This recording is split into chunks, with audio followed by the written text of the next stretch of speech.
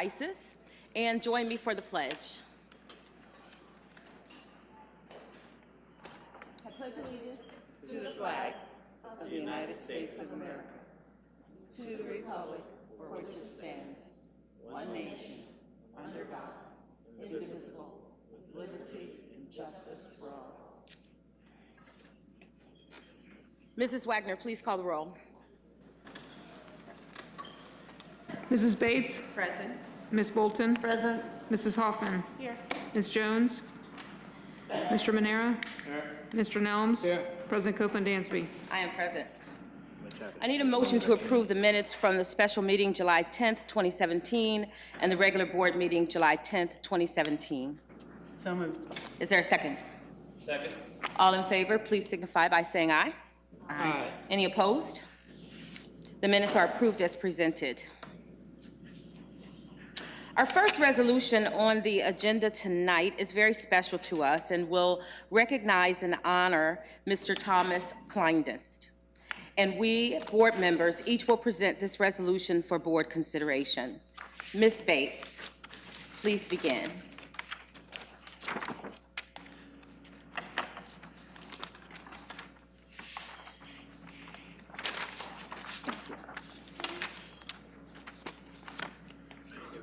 Whereas the School for Creative and Performing Arts lost one of its key supporters this summer as Thomas J.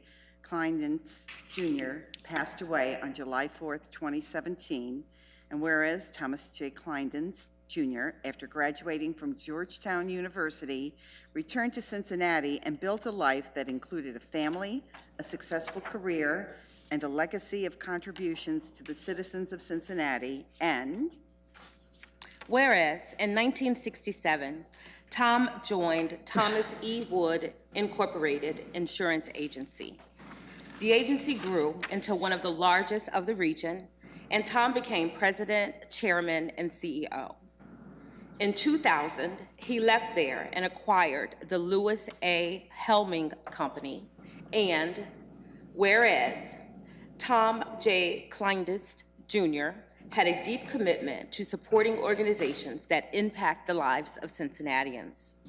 Those organizations included St. Francis Seraph Ministries, Friars Club Foundation, the Center for Ethics at the Better Business Bureau, Interact for Health, Shelter House or Drop-In Center, Sisters of Notre Dame de Namur, the Archbishop's Finance Council, the Franciscan Friars Finance Council, and Xavier University President's Advisory Council, and Whereas one of the most notable contributions was the vital role Thomas J. Kleindienst Jr. played in the construction of the new building for the School for Creative and Performing Arts, which opened in 2010.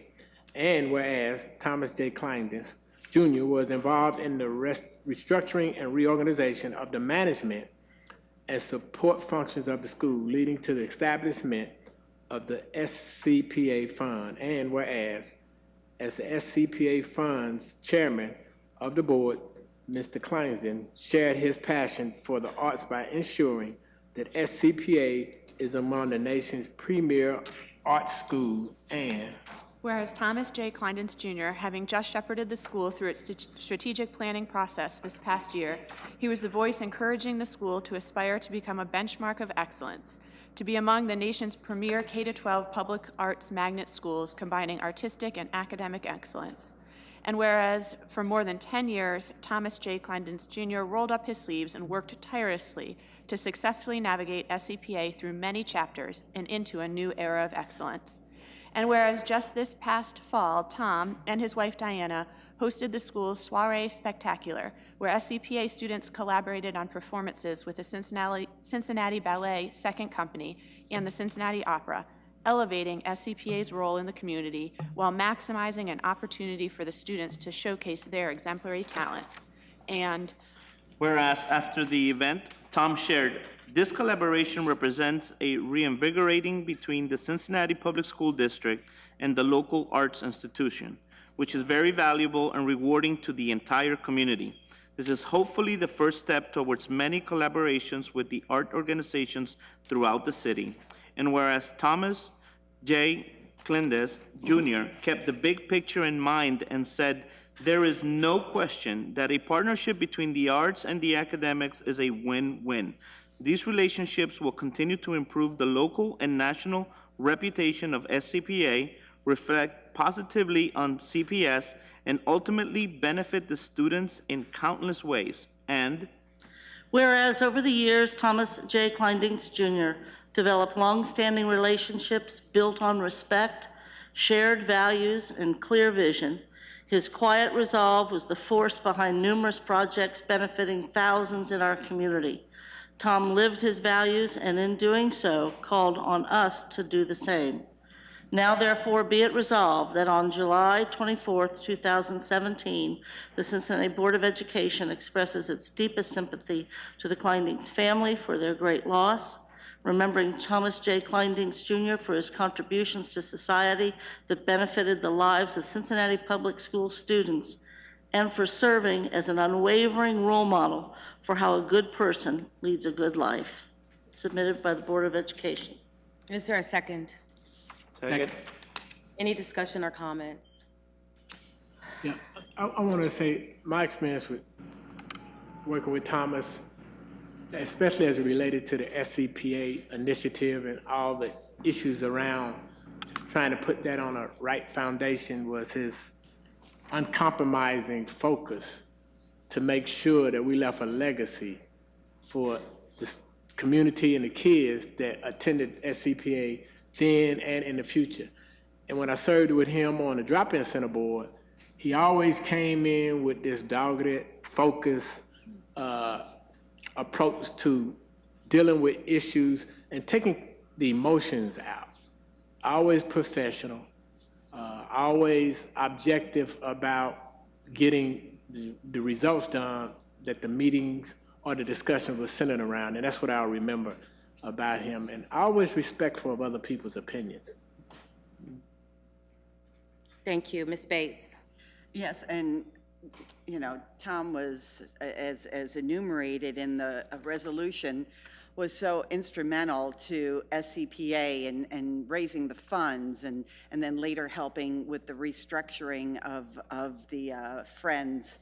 But it was not an easy thing to do, and he was just so collaborative and supportive in working with our Board of Education.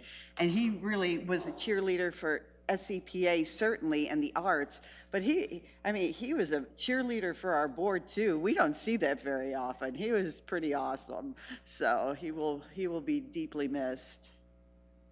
Very nice. Ms. Bolton? Yes, I think, we always celebrate our partnerships, but really Tom was a patron, if you will, of the district and of certainly SCPA. You could not talk to, and I want the SCPA people to be here and hear this, he would not speak, as you know, for more than 20 minutes without mentioning, too, that there were a number of years where SCPA outranked Walnut Hills academically. It usually happened about minute 14 of any presentation. It would work in there, and he was as equally proud of that achievement as he was the arts. And I do think he played a critical role with our superintendent and with this board in the restructuring, which we hope and believe was needed and will prove to be the right thing to do through the future. And finally, we focus on the money and the bricks and the mortar, but the reality was that Tom did focus on the children in the building and valued greatly the staff in the building and what this meant for the city as a whole. And obviously greatly missed, but also, not surprisingly, kind of figured out what needed to happen after he was gone, too. So he continues to pave the way. He didn't really leave. He just has chosen another path along the way. So miss him greatly. Thank you. Superintendent Ronan? Could we ask the family and friends of Tom to stand up so we could recognize them and offer our deepest sympathy? Thank you for being here tonight. Yes.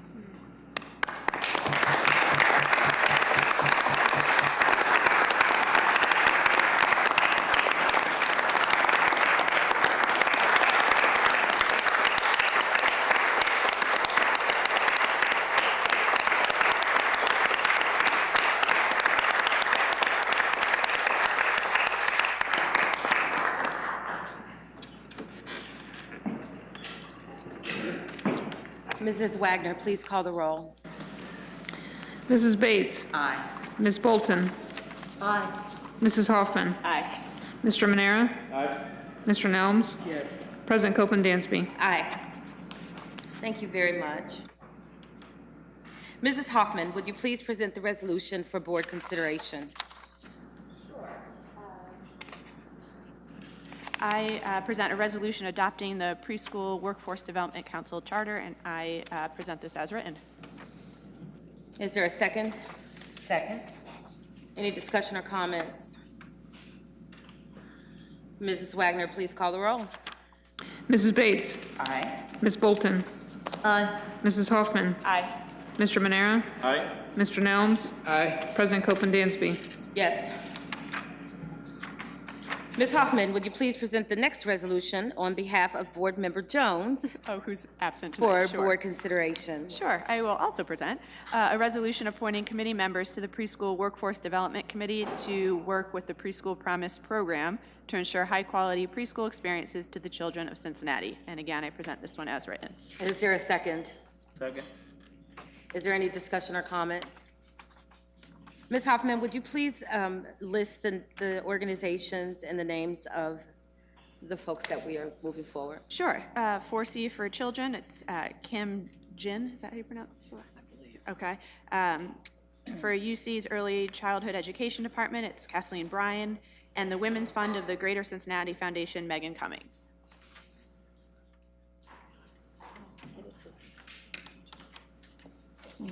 Thank you so much.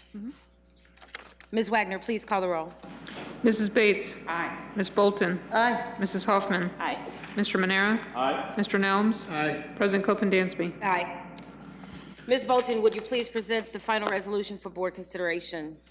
Resolution appointing Susan E. Bunty, Assistant Superintendent of the City School District of the City of Cincinnati, which is our technical name, and we do so gladly.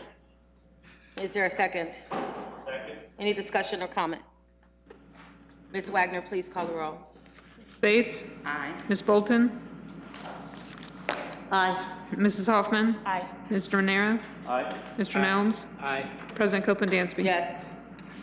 Ms. Bates, as Chair of Finance Committee, please present the July 18, 2017 Finance Committee meeting report. Yes, I wanted to highlight the lobbyist update. That was quite an active conversation. We discussed the state operating budget, the Every Student Succeeds plan and its implementation, and or its potential implementation, and also one of the very important things that we're doing is trying to develop a relationship with the Ohio Department of Education, and our lobbyists will be meeting with their leadership very shortly to begin that work. We also received financial updates from the Cincinnati Preschool Promise as reported in the minutes. And the other area that I wanted to point out to you, it's under other business, that's kind of hard.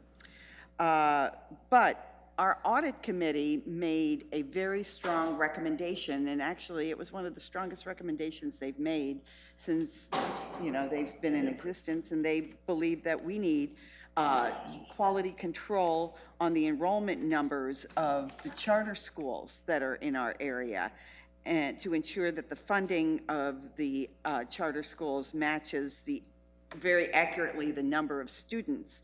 So as a result, the administration is going to be posting a position for student reconciliations, a student reconciliation specialist position, and the update of this specialist when hired and when the work begins, it's in... For tonight. We already have it in, Vice President Bates. Oh, right. We have followed up on your request. And the audit committee believes, and we and finance agree as well, that this position will more than pay for itself. So I submit this report for acceptance as printed. Madam Chair. Yes, go ahead. Yes. I didn't get a chance to ask if board members have any questions or comments.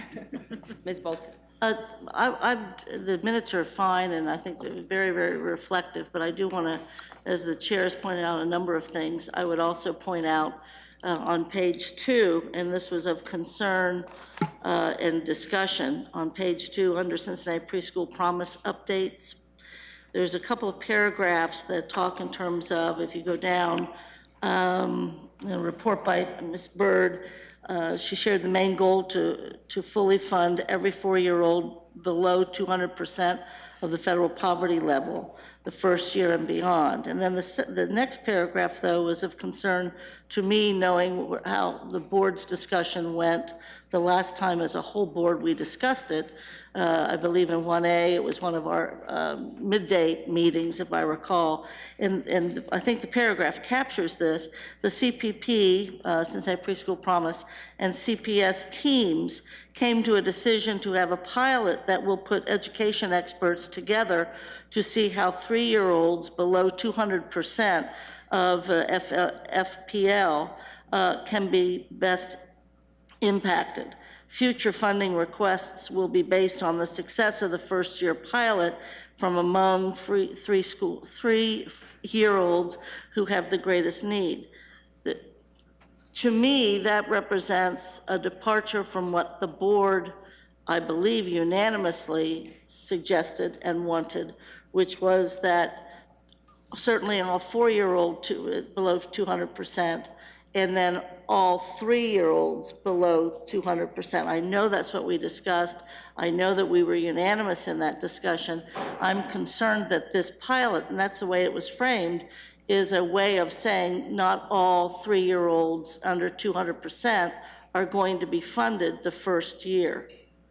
And we're going to do a pilot to figure out how to do this. And so I know in finance, we wanted the numbers of those 200% or less 3-year-olds, and we wanted a cost.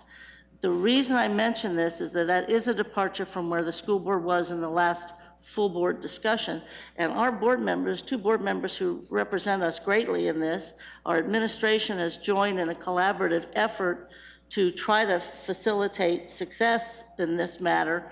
But to me, that represents a departure from what the board was wanting, and it represents a departure from what we took the community. We were going to be taking care of the kids, both the 3-year-olds and the 4-year-olds at that 200%. So at least from that, I'd like to draw attention to it to see as we get more information about how many kids that is who wouldn't be served, or how much it would cost to serve all of those 3-year-olds at 200%, which I know our treasurer, who's working closely with CPP, can get back to us.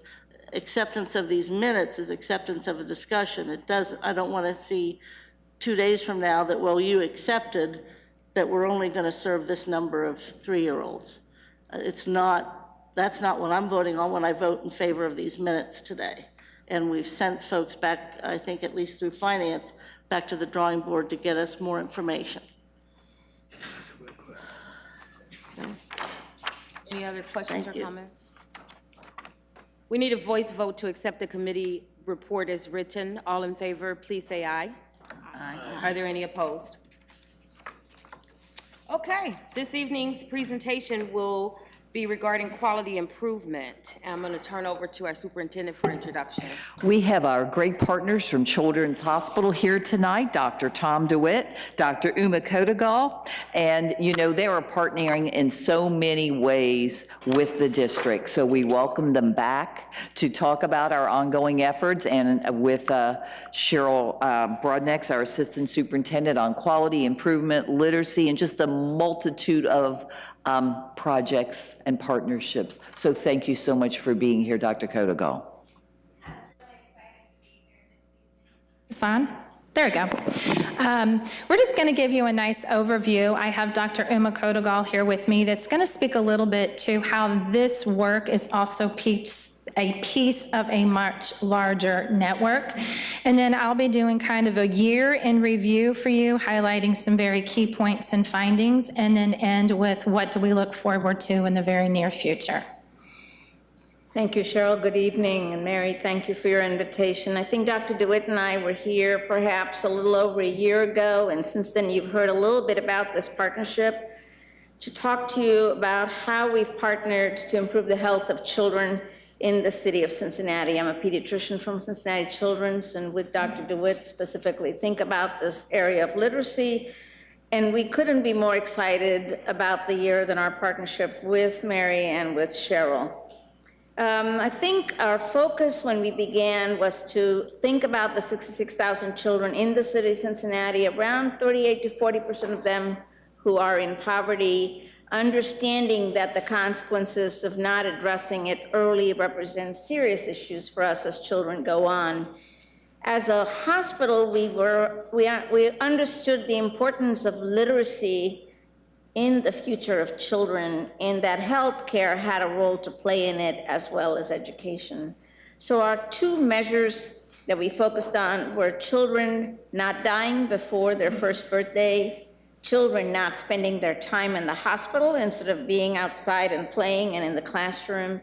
And then when we think about thriving children, that 5-year-olds are ready with a healthy mind and body to be ready to learn and participate in their own growth, and that the percent of children reading proficiently at the 3rd grade, ready for 4th grade in the Cincinnati Public Schools. So this partnership now in thought and in actual work for the last year has been pretty spectacular. This is a multi-sector work, and Cheryl, you can just click through it, because I think it's not going to be possible for us to do this, to have children thrive, to have kids in 3rd grade being able to read and so on, without the partnerships of the neighborhoods, of the pediatricians, of the psychologists, and all sorts of people involved in this. And so you can see here that this partnership of these 4 measures involves a lot of different people in the neighborhoods and in the schools.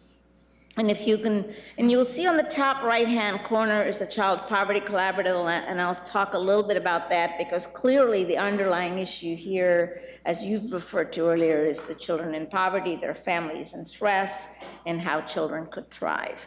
You keep clicking. So these are the 4 outcomes, and these are the 4 work groups that are working on it. In infant mortality, we're partnering with Cradle Cincinnati, with obstetricians at the university and Good Samaritan Hospital, and with nurse midwives and community health workers and so on. But very importantly, in 3rd grade reading, our partnership is really with the Cincinnati Public Schools. You'll see that there are 4 cores that are established there. One of them is the community QI capability building, and I want to say that Cheryl Brodnex is a graduate of our first class called Impact U, which is a multi-sector program for leaders to engage in fixing systems. And Lucy is a graduate of our second class, and Laura is a graduate of our I-squared S-squared class. So we have all kinds of people with all kinds of capability that are going to transform all of these systems. Our second core is community activation. The 3rd core is really knowing if we're getting the measures moving, so data management and analytics of the right kind to tell us what's working for whom. And then just getting activated an in-home support core, which will work with families in their homes with home visiting to help. And there are lots of people working on this. Our system level drivers are an activated community, ensuring that all generations thrive, so that self-sufficiency and parent status is pretty important. Reaching every child. Sometimes we're able to reach only the children we can reach, and then there are a lot of children left behind. We need to reach every child. Trusted relationships between us and our families and care providers, and highly connected systems with this model of a learning system that we worked with. I think you hit those. I don't know if I'm correct. So with that, I think if you can skip this, we are linking to the Child Poverty Collaborative very much, and we expect that in the long term, that will really serve as the important underpinning for this work. And we're partnering there with United Way and with a number of folks at United Way and a lot of agencies to specifically think about how families in poverty and how it affects their children. So that, to me, then turn it over to Cheryl because she's been an extraordinary leader and an extraordinary partner in this work. Thank you so much, Emma. So kind of now to see that we're just one kind of spoke of the greater, larger network. All Children Thrive, pre-K through 3 literacy. You can see our 2020 aim, which is to increase the number of children reading by 3rd grade. We had our baseline year of the new AIR assessment, which is why that was the 46.5%. And we want to move that to 90%. It's an ambitious goal, but we want to do what's right for our students. The things that you see on this page are some products from the first year. We did develop a template to help us better plan and meet individual needs of our students. You'll see a huddle agenda and then the way that we're bringing data visible. This slide was really the slide that I think made some of us absolutely cry because we have intrinsically felt like the work that we've been doing together as a group, we knew and felt it, but this data kind of proved to us, and it's early in our journey, but it does signify some wins. The first chart you'll see is the percent of 3rd grade students that were meeting or exceeding national benchmarks on MAP. We chose the national benchmarks because it's actually higher than the state set criteria. It's helping us push the envelope to ensure our kids can be competitive on any assessment that they would have. So you will see the QI schools fall to winter to spring, and then compared to 4 comparable non-QI schools. So in the non-QI, though, we're matched by size, teacher retention, kind of the same demographics, same poverty levels, et cetera. And you can see that the work that we did in the QI schools outperformed those in our non-QI schools selected. On the left-hand side of the screen, what we did is we took the 3rd grade students and we wanted to show the distribution of the scores. And what we can see is not only did we have more, but you can see a very clear shift with those kind of being over on the right side, meaning they're hitting those higher national performance levels. So it does give us some early significant data to say this is working and it is helping us with student outcomes. This slide speaks, though, to overall year 1 team success and strengths. I really want to say thank you to all of you for your continued support in this work. We also ended with a really passionate group of teachers that continue to do weekly testing of new ideas, change agents. How can we reduce barriers to help our students? We did complete our 19th draft of our key driver diagram, which is really all the things that we think are needed in order for our students to come out with sound literacy skills. We completed 29 huddle calls in our all teach, all learn environment. Dr. Kodegal mentioned how we have brought more in for professional development, but our teachers also this year got ongoing professional development, raising their abilities and improvement science. This has been multi-sector teamwork, and most importantly, a kudos would be without saying to the tremendous team that I worked with, really a will to kind of put themselves out there in self-reflection and new actions. Just some pioneer reflections. I'm absolutely not reading all of these to you, but I think that there's a couple that really stood out. Having a time to talk each week with teammates to share questions, concerns, or joys made learning much more important, and that trickled down into our classrooms. To sell QI to an incoming teacher, I would tell them how much it helped me in catering to the learning to each group or individual student. We've had lots of professional development, but what we found is this format really brought it home to them. You have to kind of learn your way into some of that work. And then finally, you know, that it's a judgment-free zone. Everyone equally has the opportunity to speak and learn. So when I look back this year, I think some things that are definitely on our forefront that will continue with us in our next cohort of schools. All Teach, All Learn absolutely drives teacher empowerment, that drives increased student outcomes. It reaffirms the old saying that culture trumps strategy. The importance of student voice. Our students involved in this work gave feedback to their teachers on what helped them learn best. Real-time learnings translate into more impactful district-wide changes. So as I'm hearing teachers calling in with what's working and what's not, I can readjust much more quickly centrally to do what the field needs. We did have some experts, external experts, come in and kind of do walkabouts with us, and we've been able to take some of their advice and feedback. And we did a deep dive into the DIBELS that we use and strengthened it to even help us be better predictors of student outcomes, being proactive instead of reactive. This gives you a look forward. You see the high 2020 aim, that's our ambitions and goals, and then we bring it down to individual classroom levels. Last year, our pioneer schools were Hayes, Taylor, Midway, Mount Airy, and Silverton. We had several classrooms at each school, about a total of 15 educators. But we will be looking for 60% of students who meet or exceed grade level targets from X%, whatever that is in the fall when they come in, to 65% by June. And then our new schools that we're onboarding, Kilgore, Pleasant Ridge, Montessori, Euler, Douglas, and Rockdale will be the new school, and we're looking for 60% of the students to meet or exceed those targets as well. Our areas of focus for next year will be timely processed data that allows us to continue to build, will improve, and customize interventions and enrichments, actually in much more of a proactive way.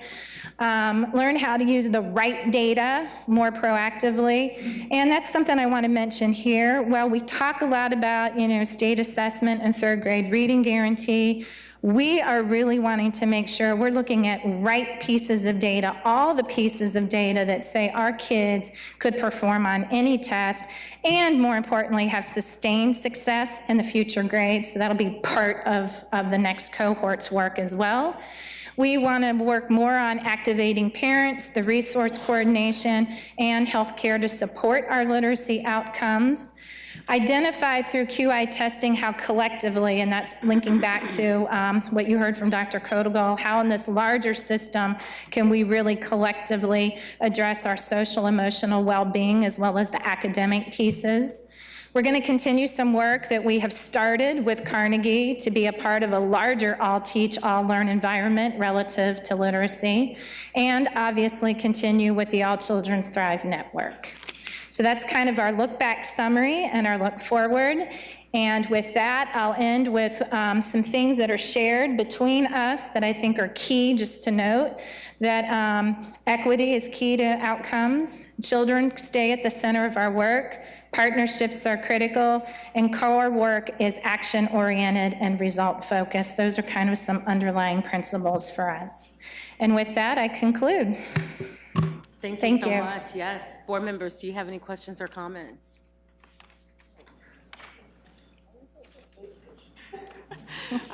Thank you. We heard some of this in Student Achievement Committee. It's very, just really exciting work. One comment, one question. So the part of your presentation where you were talking about it being a judgment-free zone, that is just so critical, right? And that takes a lot of work. So you can say those words, but unless you all are purposefully doing the work to show that really what does a judgment-free zone look like and feel like, the teachers aren't going to believe it until they see that that's the case. And I'm sure that took a lot of really purposeful work on your all's part.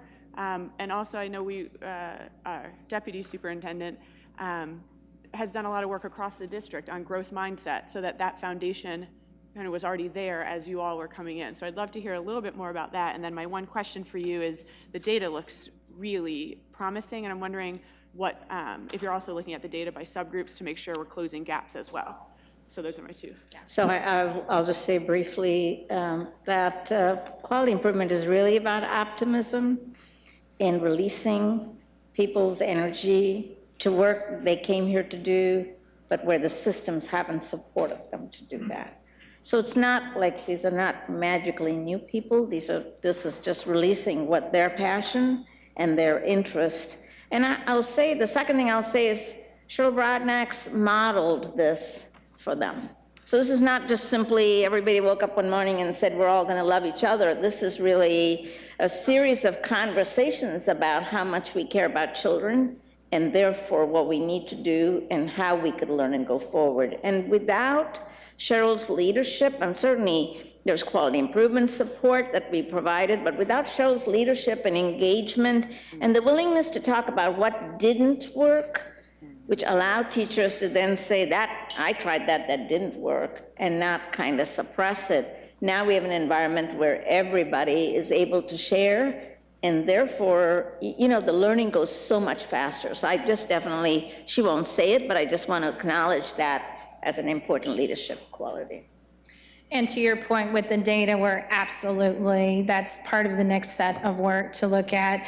We believe if we work deeper at this year, we're going to actually begin to find much more specifically what resources, even time and dosage, are best for populations of students.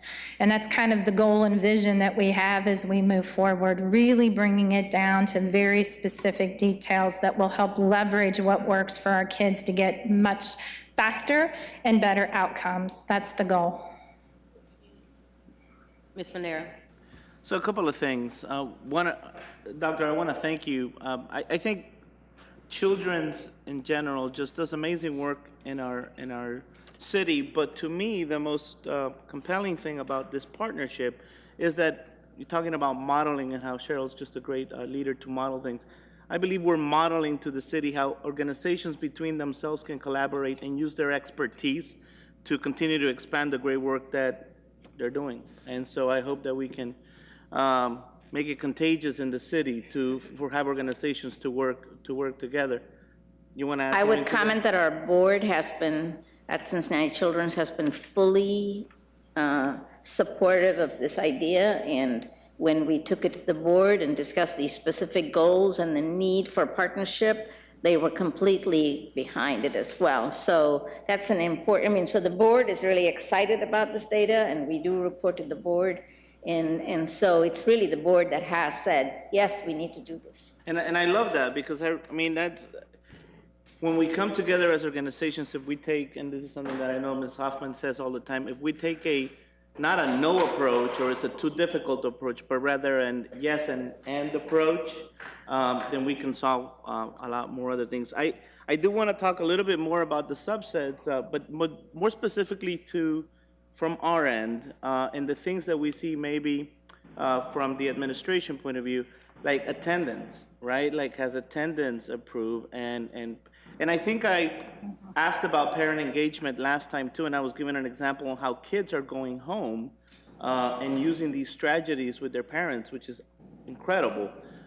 So the attendance one, and you don't have to answer, I just wanted at some point as we continue to see this from the administration side, the attendance component, because these are some key schools. And the other thing, and this would be for Ms. Broadnax, have you been able to use some of these concepts with administration and get them to get to that aha moments as well? Because it seems like it's a template that doesn't just stay in the classroom or with the teacher, right? Correct. So this year, there will actually be a separate component for the principals only, so that our principals are having their own learning huddle to accelerate some things. And I do know moving forward, and I don't want to misspeak, but I know Dr. Kotogal, as well as our new incoming superintendent, have been kind of brainstorming the possibilities of this being done with other administrations as well. Thank you for that.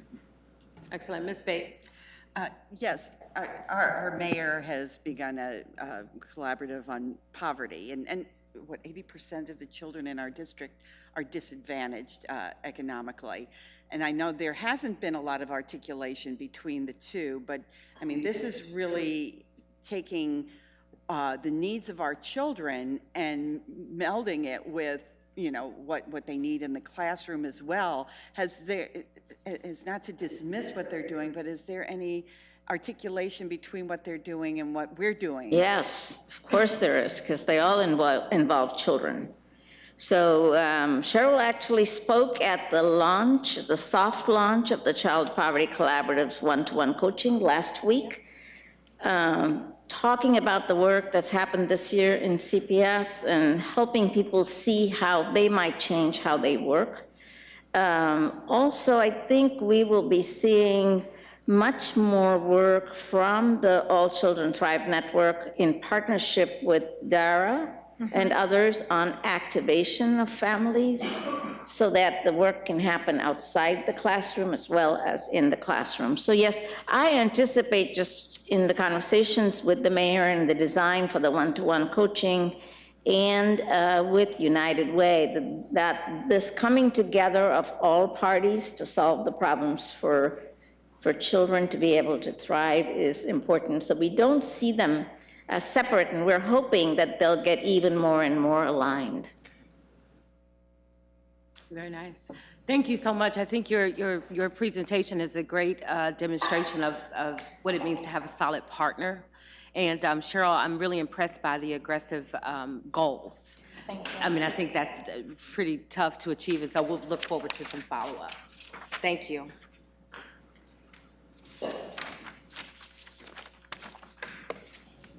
Does anyone have a kudo?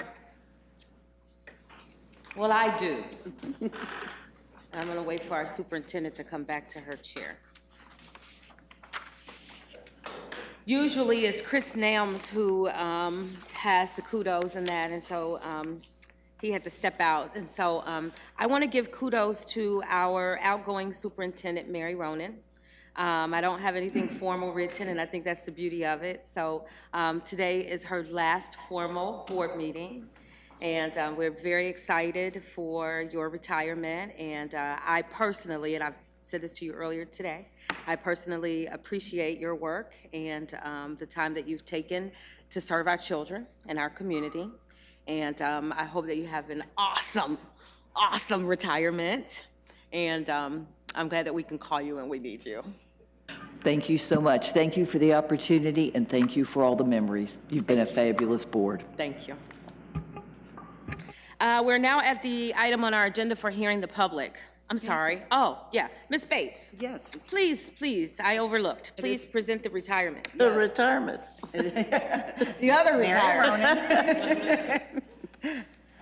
From our certificated personnel, I'd like to honor Donnie L. Lucky, CFT representative, who we all know very well through his extensive service to us.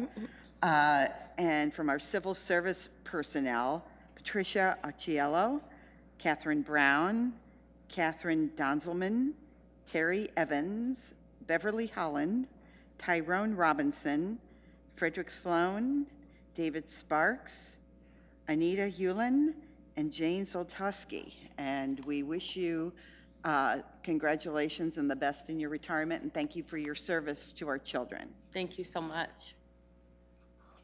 We are now at the item on our agenda for hearing the public. Each speaker will have 3 minutes to speak, and Mrs. Wagner, our treasurer, will be our timekeeper. When the buzzer goes off, we'll ask you to please note that your 3 minutes have expired. Please refrain from discussing any personnel items. When your name is called, please join us at the lower podium here. Our first speaker is Jan Checo, followed by Gerald Checo.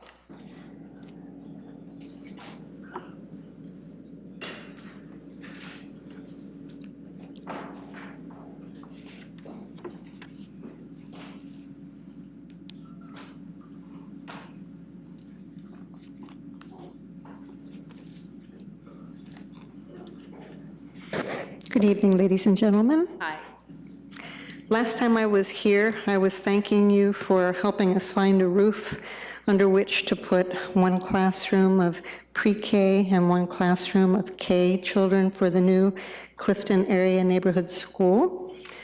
That was many months ago, and since then, we've had the privilege to work with the board members as well as some of your staff who've been very helpful, Cheryl and Janet. It really has been a straight-up learning curve for all of the people from Cuff, Spring Grove Village, and Clifton, and we're really grateful to be just days away from opening our first classes. So on behalf of the CANS Advisory Group that meets every week, we would like to thank both Bill Miles and Sarah for helping us do the heavy lifting work on establishing the boundaries. We have become very mindful of all the adults and families and children that are affected every time you move a little line on a map. And so what our hope is that these lines that are moving and hopefully will be approved so that we can get out the word to all the families who can be served now by this new neighborhood school. This has been done with all mindfulness and good intention. So we really appreciate that. Also, I know that we can be really good partners at helping to get out our flyers. And Cheryl, I know that you guys are really understaffed, but these things are ready to go to press. So I'm going to hand them around to you before I go back to my seat this evening to let all of the households within the 3 neighborhoods know that CANS is opening and that they're very welcome to come and join us. The other thing that we have been doing is to build friendly and warm relationships among the families of our 3 neighborhoods and their children. We are starting to put together sort of a PTO nucleus, and play dates are part of that programming that we are producing, as well as we're participating and supporting the Rising Stars Academy on Vine Street Back to School Carnival that Jaren Finney and her staff are putting together. So we're learning the ropes, and we are very happy to be helpful. But the other thing that we're doing, because we're very excited about the Rawson Farmhouse, is that we're having an ice cream social, and I would like for all of you to save the date. On September 9th, we will be serving ice cream to up to 500 people on the lawn and on the porch of the farmhouse as we invite people to come through again and visit this beautiful new facility that we have great hopes for to always be welcoming to the community as they learn and they come together with a greater sense of community and our diverse cultures. So thank you very much for working with us as we start CANS, and I'll come around with the materials. Thank you. Thank you so much. Oh, sorry.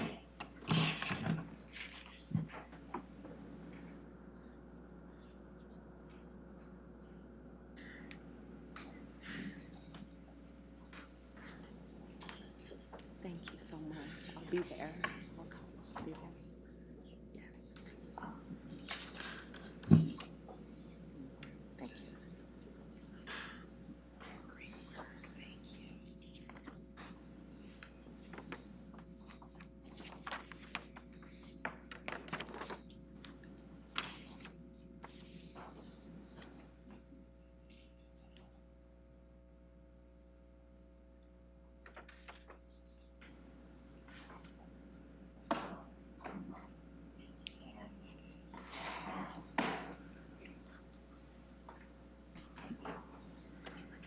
Sure. Thank you very much.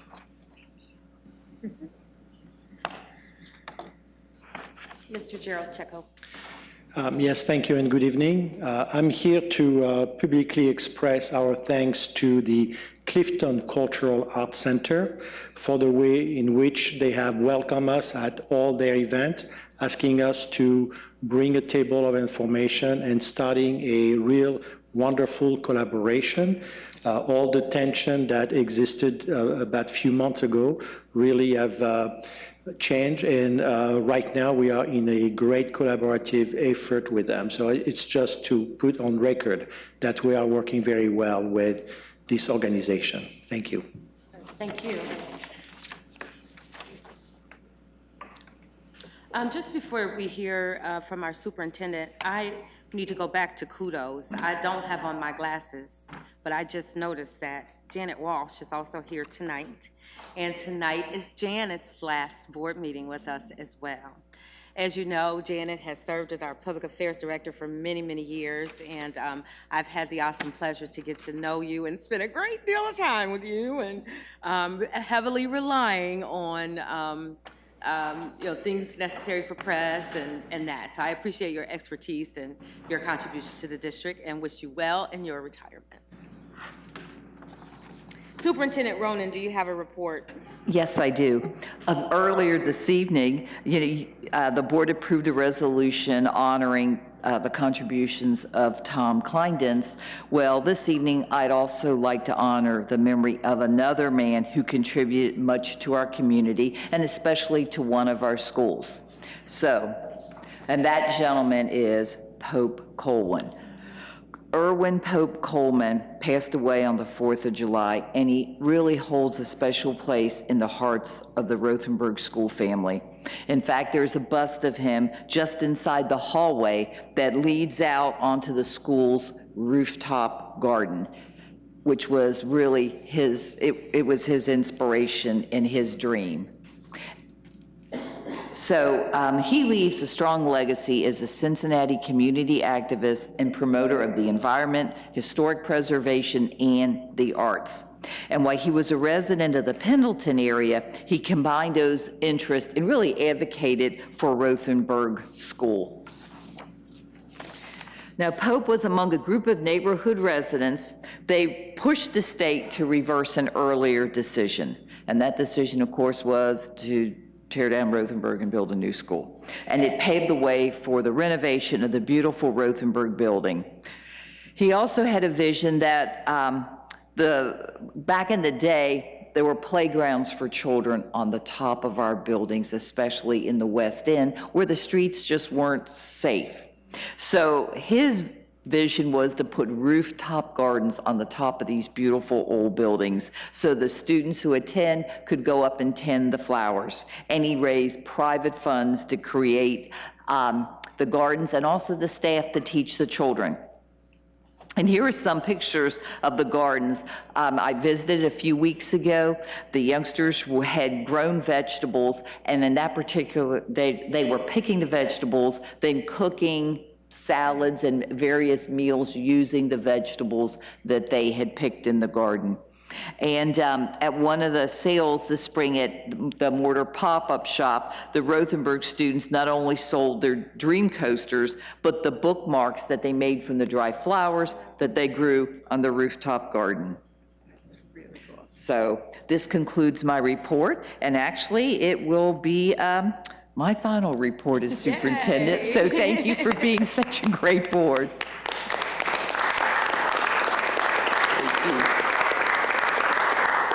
I think that's a great report to have for your last report. I've been on that rooftop garden. It is simply beautiful. And I've also had lunch with the kids there at Rothenberg, and just everything that Principal Simpson Amber's doing there related to food and healthy choices, and that is phenomenal. So, yeah, good job. Do I have a motion to approve the revised recommendations of the superintendent? So moved. Is there a second? Second. Is there any discussion? Ms. Wagner, please call the roll. Mrs. Bates. Aye. Ms. Bolton. Aye. Mrs. Hoffman. Aye. Mr. Manera. Aye. President Copeland Dansby. Yes. Do I have a motion to approve the revised report of the treasurer? So moved. Is there a second? Second. Any discussion? I'll wait for Ms. Bolton. Is there any discussion? Ms. Wagner, please call the roll. Mrs. Bates. Aye. Ms. Bolton. Aye. Mrs. Hoffman. Aye. Mr. Manera. Aye. President Copeland Dansby. Yes. Looks like we have several inquiries and updates, so we'll just take them as they go. We first are going to start with preschool implementation. It looks like Ms. Bolton maybe has a Yes, couple points there. I wanted to make sure that it got noticed as a topic for us so the public would know that it would be a topic, but what I wanted to do, I think I took care of in reference to the finance minutes. Okay. Just since you brought that up in the finance, why don't we ask Ms. Hoffman to maybe give us an update related to Great. some of the work that's happened there with board members and that? Sure, and then I'd also like to bring up another topic too of the, some of the suggestions that Board Member Jones and I had sent out via memo, because there's Yes, some potential. it was assignments actually, coming what out I'm of it. asking is actually sort of, Wrap that all in. wrap it all. Okay, wrap it Good all way in. to put it. So as the board knows, Board Member Jones and I have been representatives on this small kind of strategic working group, and we just have some suggestions coming out of that about how to move this important work forward. I think we all know we're creating something from nothing right now, and there's no template. No one else has done what we are doing, and so it's difficult work, but we also know that everyone involved at CPS and CPP and United Way and our community partners, everyone's very committed to its success. So we really saw 3 areas for growth and had some suggestions for potentially how we can have just better communication so that we can really move forward as fast as we know we need to in order to get this all done. And so some of the suggestions we had were around regular reporting and communication, hopefully cutting down on any miscommunication or inefficiency. There are lots of meetings, right? Like, and no, there's not kind of any one person who's in every single meeting. And so there seems to be a game of telephone that happens a lot, which can lead to miscommunications. And so we were hoping that one potential solution would be to make an assignment asking that Kelly Bagayoko, our district representative on these, provide a kind of a regular summary to the board, so potentially in our Friday packets.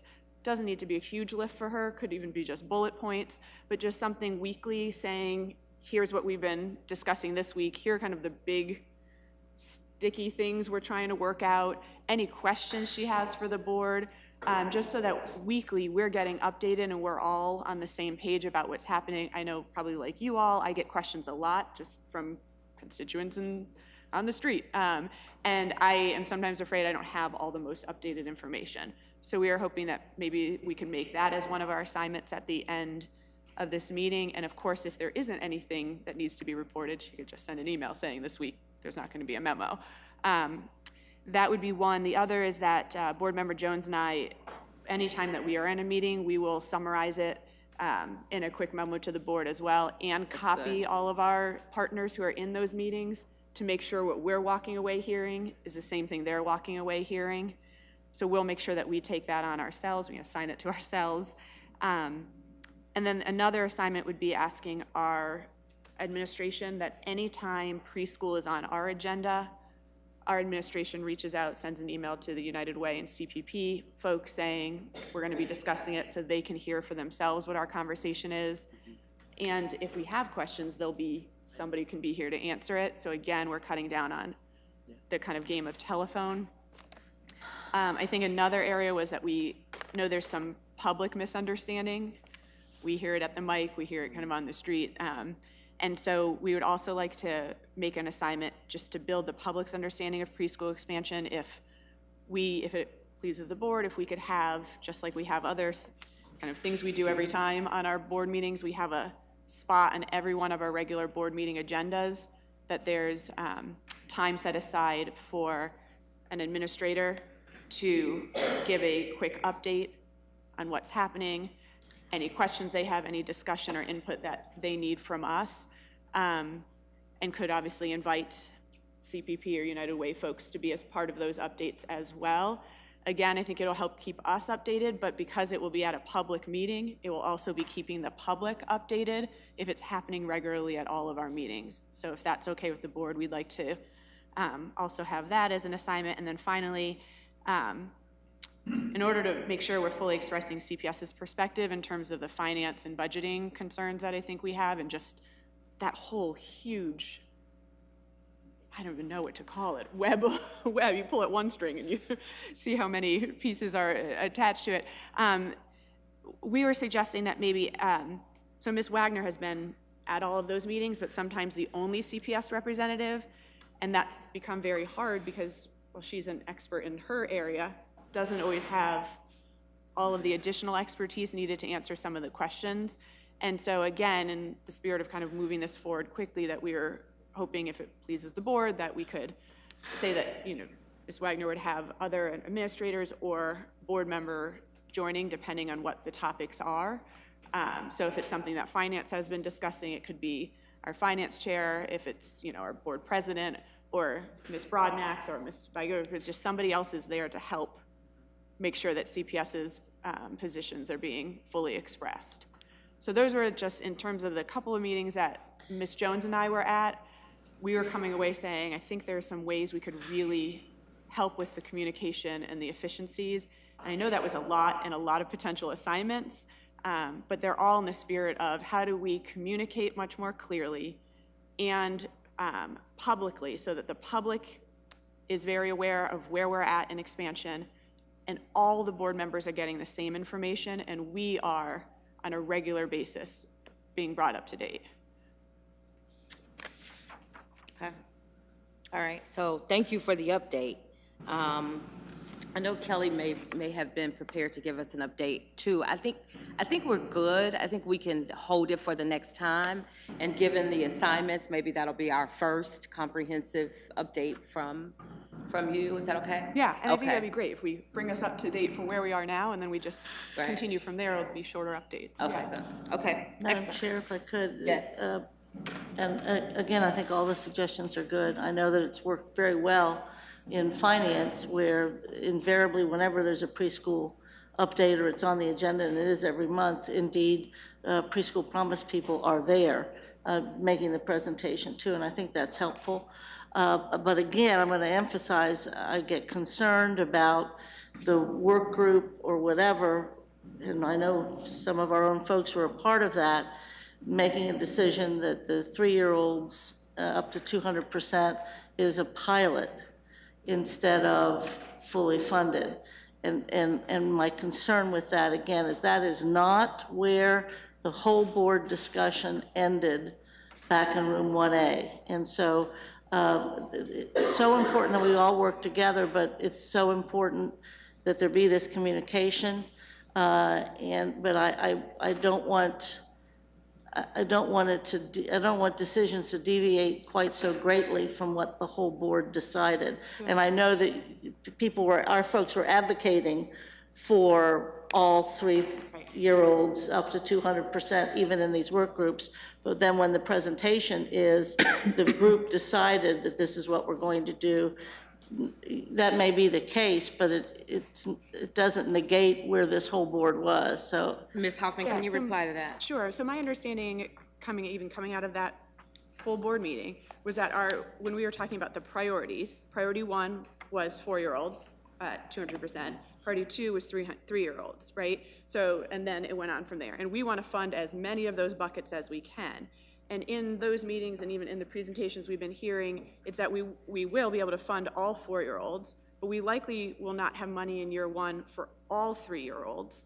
And so while we were all on the same page that that's the next priority, that we likely don't have enough money to be funding all of them, if I'm understanding that correctly from the presentations. And so therefore the question becomes, who of that group should we fund? And we have not come up with that decision yet. We kicked it back saying, well, there should be experts helping figure out who that is, and that will come back to all of the boards to then figure out. Pilot word came from, but yes, we're still working through those issues. There's one other complexity that came up last week that I think I need some board direction on. As the observer of the CPP board, I sit at the table with the board members, and at the last board meeting, I was called upon to make comments about, at the beginning of the meeting, just, do you have any comments? And then as they discussed some of their items, their agenda items, they asked the observers to share. I felt very uncomfortable sharing an opinion, having not had a conversation with the board. Absolutely. Because I'm not there to share Jen Wagner's opinion, I'm there to talk about the board. And the timing of their agendas doesn't leave board meeting time, our board meeting time, to have those conversations. So it's going to be a challenge. And I thought, as an observer, I was there to observe, not participate. So I was a little taken back. And I'm sure we can figure it out, but I just want to let you know that that's what occurred. Well, and I think as we move closer to hearing some of these assignments and opening up this communication more clearly for regular updates and the ability to hear from the board members who are there, and Kelly, who's assigned as the administrator, and treasurer who's there, and the superintendent, having it hardwired on the agenda might alleviate some of these things from happening. I hear what both of you are saying, and I have to agree with what you're saying, because that is not where we left off. Where we left it. Then too, if there's not enough funding, figuring out how to manage that becomes the issue. Yep. Could I add to that, too, since we don't yet, at least in finance, they were unable to report, how many students that really was and how much it would really cost. It's too early to make a decision that there isn't enough money for the two numbers that we don't even have yet, which is how many kids that would be for the 3-year-olds, and how much it would cost. So there shouldn't have been any decision yet until there was all that information. And I think it's floored me that it was sort of presented that this is what the group had decided. And the other piece is, it's my understanding as well, another place where the discussion and perhaps decisions is deviating from where the board was. And I agree, they have a completely independent Cincinnati Preschool Promise Board. They are autonomous. They don't have to do what we have to do. They have to live by our policies because it's public money and what have you. But I know this board was committed to the $15 an hour wage, and we know very strongly that that was part of what the community, especially the people that were the soldiers out trying to pass this thing, was promising to folks. And it may have some unintended consequences ultimately as we go through it, but there has to be a commitment to that. At least this board had made a commitment in our own house. Is one of the last things that the superintendent has done is to move our house to a 15-hour and nothing less than that for all of our employees. And I know that we've got the two best people representing us board-wise. We've got the best administrators representing us, but I want to be clear that I think the board is very, very passionate about those two issues. And we need to give you the strength and direction that you have to fight the good fight. So the challenge really became, and just so you understand their financial thinking, is the levies bring in $15 million to support preschool expansion a year. But the levy started in January instead of with the school year, right? So the first year of the levy was a half year of collections. Then they go to the 15. So that last school year, the 5th school year, is only half funded. So they're trying to take the first half of that the first half levy to fulfill that last year, which goes beyond the life of the levy. So they're trying to fund the 17-18 school year plus the startup costs under that first $15 million levy. So they're funding 18 months worth of work under the 12-month revenue. And so that's what's caught the amount of money that's left open for tuition. And so that's the struggle that they're making. We're working through some of those issues, and so we're not done yet. And the building block for that budget needs to be servicing the greatest number of children at 200% less, and that's the 3-year-olds and the 4-year-olds. And that begins the foundation of the budget. There won't be any levy that passes anywhere. We've got 2 or 3 levies before the 5th year of this thing. And if the first piece of information is that we're not servicing the kids that we said we were going to service, we'll be the ones, reaping the benefit of perhaps the community being disappointed in us. So I'm very strong about the 15 wage, and then very, very strongly about those 3-year-olds. Ms. Manera. I'm sorry. Yeah, I just want to add that I think part of the miscommunication, and I'm so glad to hear the recommendations from Ms. Hoffman, Ms. Jones. I think that's the right way to move forward, but I think we hear what's happening, but the public does not, and I think there's still they're understanding that all 3-year-olds and all 4-year-olds are going to get these subsidies or have this. There's still the term universal preschool Out there. and that's not what's happening, right? That's not what was advocated. It was a subsidies, and so those types of messages have, I think, mind locked some people into thinking that we have to provide everything for everybody. So I would encourage that there is more communication about what is actually happening to the public, because we get the whole information. I don't know what would be the best way to do it, whether it's minutes in the website. I don't know if that's happening, but when it comes to people asking us for questions and trying to get this communication, we're still trying to go through the obstacles of these conversations that were had in the past. And then I definitely want to echo that we as a district want to promote a $15 minimum wage. I mean, that's what we have been talking about. That's what we've been putting in place. And so I feel that needs to be something we need to continue to push for alignment, because it's something we feel is part of our policies that we want to put in place. So just wanted to echo that, so it doesn't sound like the conversation was just from just a couple of board members, but just to reinforce that it is a board that has come to these conclusions. Ms. Bates? Well, I agree with everything that's been said so far, but a thought I had that might help satisfy at least, part of the concern, and that's the $15 an hour. We have agreed with our unions to raise the wages. We have not developed a policy. Okay, so with the board's approval, and I guess I'm jumping to assignments, is that we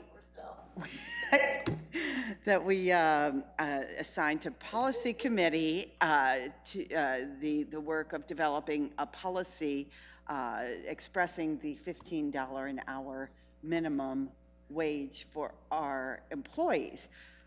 According to the master agreement, preschool promise people have to abide by the policies of the Board of Education. So if we have a policy stating that all of our employees will have this at least bare minimum wage, this will also, by our master agreement, apply to the preschool promise people, and that should resolve that issue for one. So that's an assignment. I guess I'm making it now. Well, let's just wait till we get to assignments. Okay, I'll make it assignments. All right. The other thing is that, kind of back to Eve's point, we don't have numbers yet.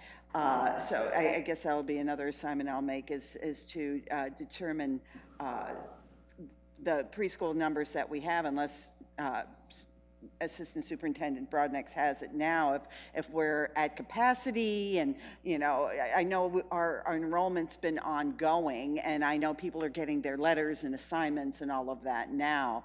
And if we are not at capacity, the 3, 4, and 5 stars may not have the capacity to accommodate. Is there a mechanism for them to refer to us, those students that they can't accommodate? I don't know if we've gotten that far along, but. Yes. Assistant Superintendent Brodnick presented the numbers in student achievements that for our own enrollment, not anything about preschool promise. And I think that assignment was given in finance to the treasurer to work out the numbers or find out from those other folks what the numbers were. But yeah, she could, from the report that she filed sort of with us today, I think it'd be helpful for us not to wait till the minutes, but just send that report to the board so that you all are aware. I think that's a good starting place, yeah. Just of our numbers, you get the big numbers. I think that's a good starting place. I heard what you all said about assignments, and we'll pick those up here shortly. I think that the benefit is that we are beginning to identify where some gaps are and how we can fill them in, especially related to communication. So I do want to remind us that our meetings are public. There is a public board of this whole entity, and so they have public meetings as well.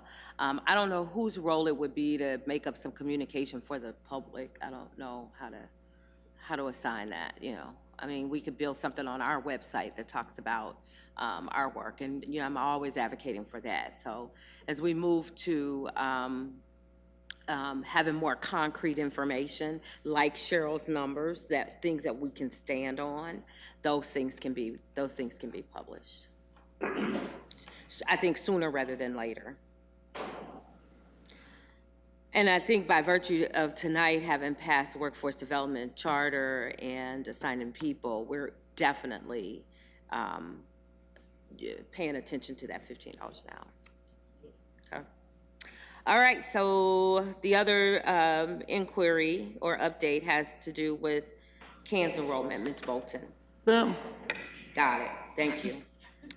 I just really wanted to make sure those topics were on and noticed, just in case. We got it, thank you. And I appreciate you adding that to the agenda. Okay, so I'm gonna start with assignments, and I have so. one other inquiry.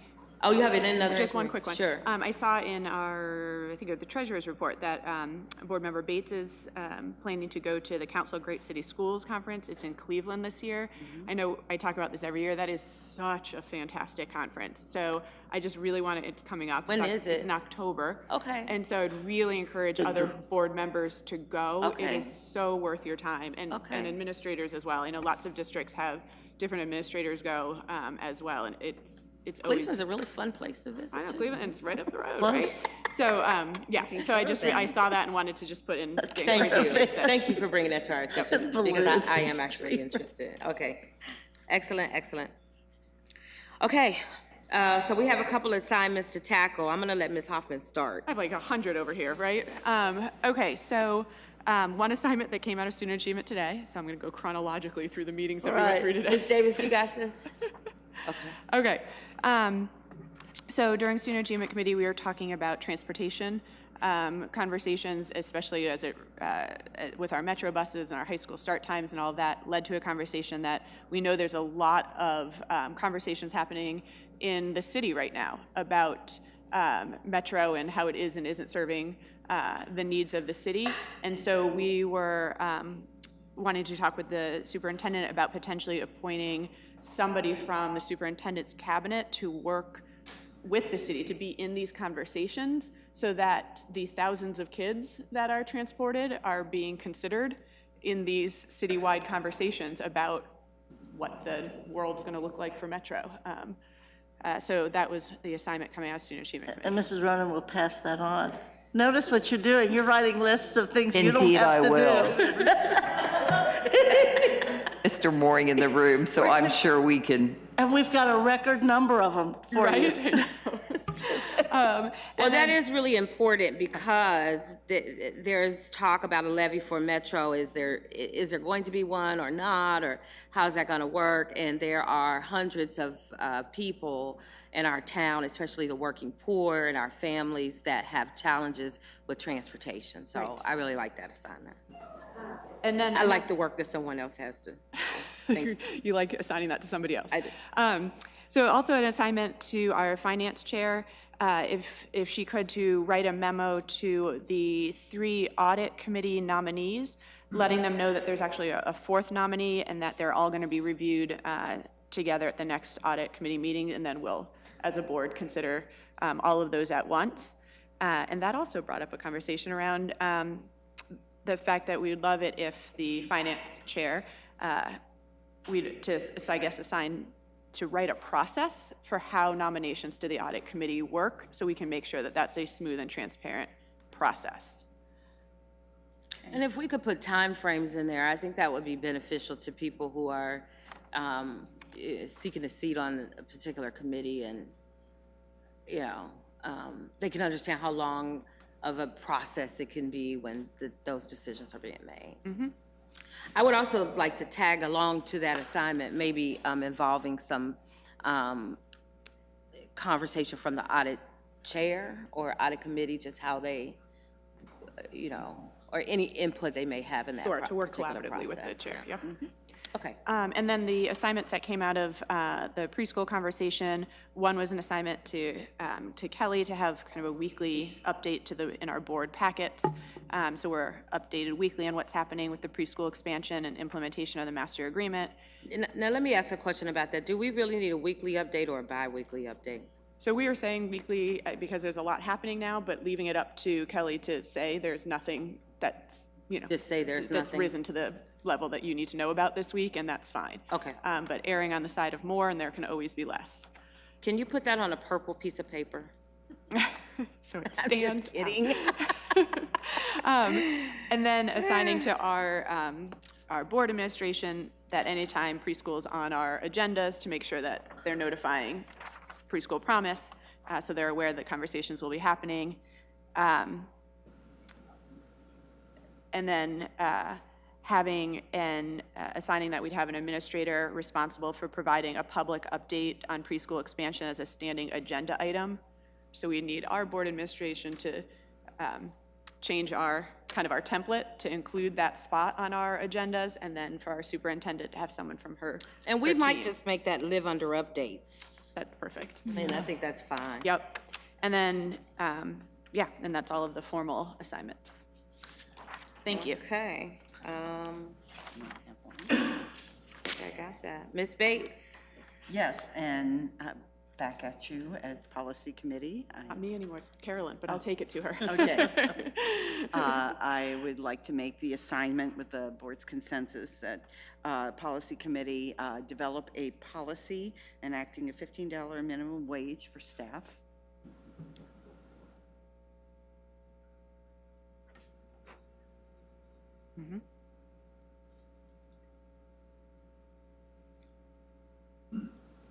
Okay. Anything else?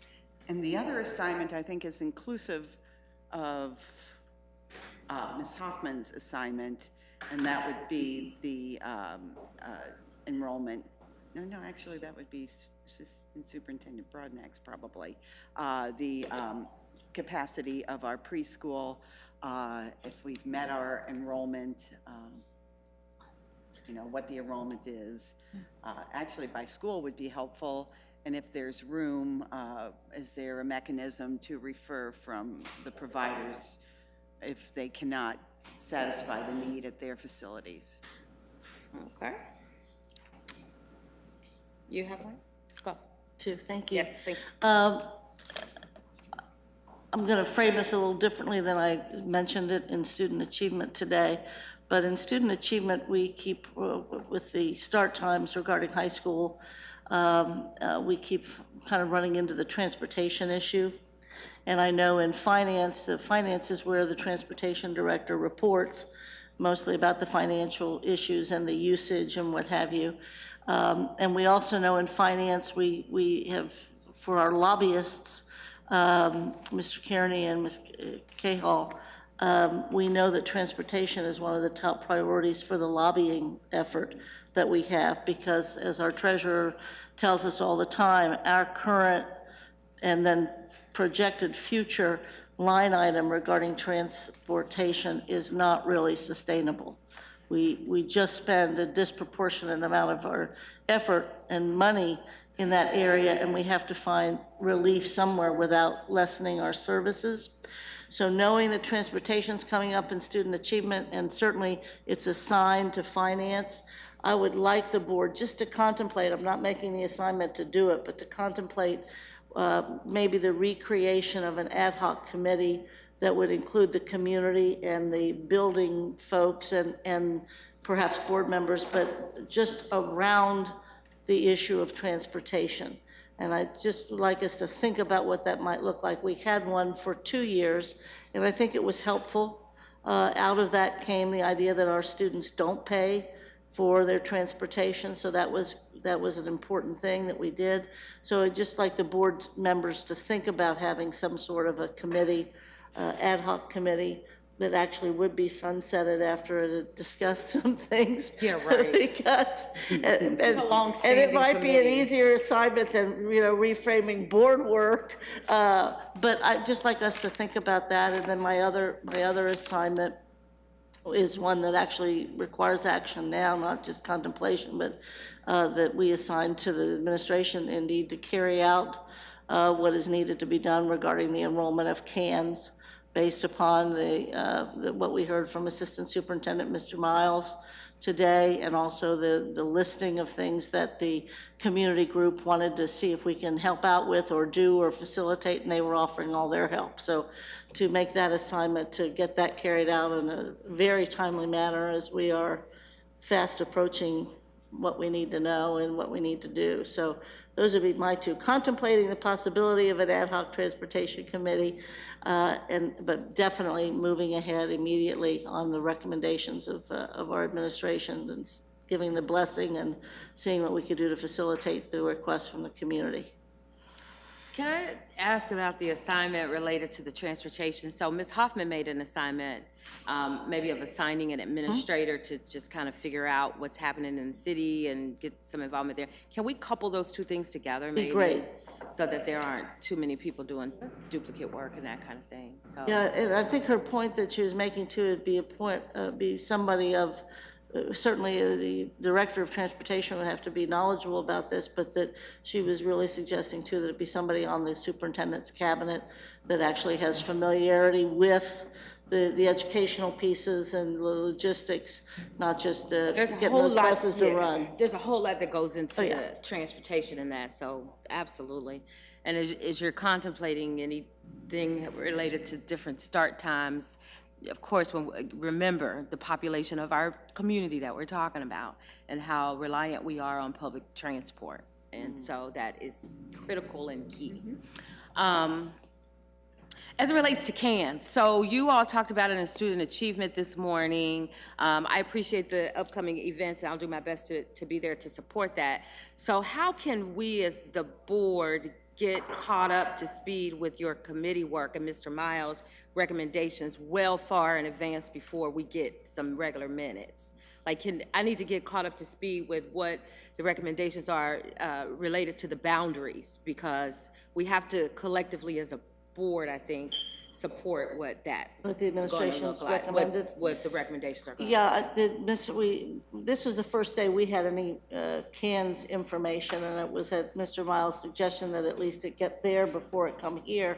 And my understanding that we asked him to submit something in writing, or I don't know, was it Cheryl that was I think communicating that? he's away right now, or on He is vacation. away. Yeah, so I just, I want to. Absolutely. I want to make sure that the timeline on this doesn't drag down too far. Got it. But I need to make sure that we all keep in the forefront of us how detrimental it can be for some families when we start changing boundaries and lines and that kind of thing. One of the So- things he said today is that I believe on the phone he said that it does not impact other school boundaries necessarily. That's what we want to make sure. I but- keep looking at Mary's like, okay, whatever you say. I will try to sort it out before my departure. Yeah, if we In could the get next a 4 memo from days. Bill, a memo from Bill would be great. Yeah, that would be. If we could catch up to that by Friday, just because I don't want this to get too far down the road without some attention. And I think the question is there any formal action needed by the board in order, Right. because what Mr. Miles presented to us was just that there was a difference between kind of the city map of what these neighborhoods are versus what The the school community, map. Oh, the okay. community councils have in their bylaws and what the streets are. And what the point I think that the administration came to us with and that we would concur with is that this school came from the ground, right? It came from the communities to us, so it makes sense to use the community's boundaries. Absolutely. And so he just wanted our kind of nod that yes, those should be the boundaries so they can start enrolling children so that the community members can go door to door and start getting the word out and sending out these beautiful flyers they've created. Right. And so I think my question is, do we need to do something to approve those, or can you all start the work? That's what, yeah. We could start the work, but it's probably a good idea to do a resolution and attach a boundary map, so that way it's very clear, because we will also need to change our street directory to make sure that it's all aligned, or there could be issues if that directory's not updated. Right. Well, and my biggest thing is to make sure that there's an equitable opportunity for every child in every one of these communities Absolutely. to get to the neighborhood school. And so I think that's the question, because we can't wait to pass a resolution because it'll be Exactly. too close to the beginning of the school That's year. right. So as long as you all can start your work and this is more a Yes. formality, then that's fine. And I think the important thing is to allow the administration to do their work. too. Exactly. Yes. Ms. Manera. Yeah, I just wanted to make sure that the Student Achievement Committee meeting was an open, public meeting, and there were people from all the neighborhoods. I think Cuff wasn't there. Cuff was there, I think. But they have been in Cuff wasn't there. communication. I just want to make sure, because this is, again, one of those processes where we are engaging the community, we're being led by the community, that this initial talk was open for discussion. Our chair, Ms. Bolton even made a point to make sure that the community was heard and to express whatever concerns they had. And I think that's the process we're going to continue to go. I just wanted to say that. Well, it's their school, so. That's right. Yes. All right, any other assignments? I put my agenda away, I'm sorry. Okay. Having no other business, we are adjourned. Thank you. Good work.